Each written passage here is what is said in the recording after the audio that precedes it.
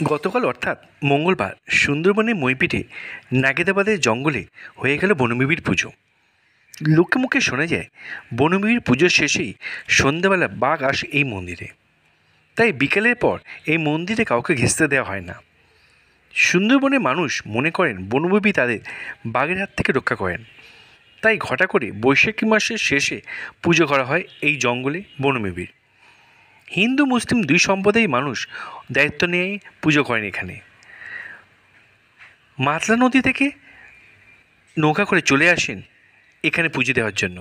বহু মানুষ মানত করেন, দণ্ডি কাটেন এখানে। সুন্দরবনের মইপিঠে বারবারই লোকালয়ে বাঘের হানা দেয়, আতঙ্কে ঘুম উড়েছে বাসিন্দাদের। নাগেদাবাদের কয়েক হাজার মৎস্যজীবীর বাস, মাছ কাঁকড়া ধরে তাদের পেট চলে। মাছ ধরতে গিয়ে প্রায়শই বাঘের হামলায় মুখে পড়তে হয়, অনেকেই প্রাণ হারান। তাই মানুষগুলোর কাছে বনবিবি ভরসা।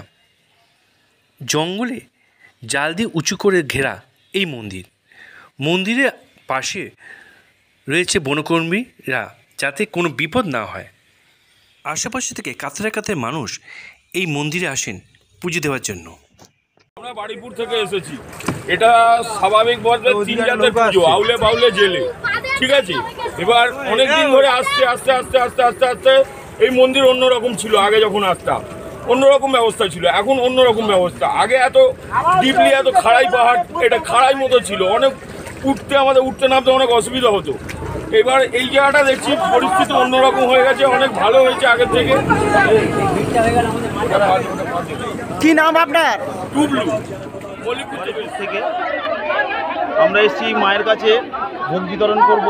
এখানে আমরা 10 কড়া মতো খিচুড়ি করেছি মায়ের উদ্দেশ্যে। মায়ের অনেক যাত্রী আসে মায়ের কাছে দর্শন করতে, তাদের উদ্দেশ্যে আমরা কিছু ভোগ তৈরি করেছি। সেই ভোগটা আমরা মায়ের ওখানে প্রসাদ রূপে চড়িয়ে তারপরে আমরা ওটা জনসাধারণের মধ্যে বিতরণ করব, এই উদ্দেশ্যেই আমরা এসেছি। আপনার নাম? খুব জাগ্রত। আপনার নাম? আমার নাম বিদ্যুৎ পুরকায়েত।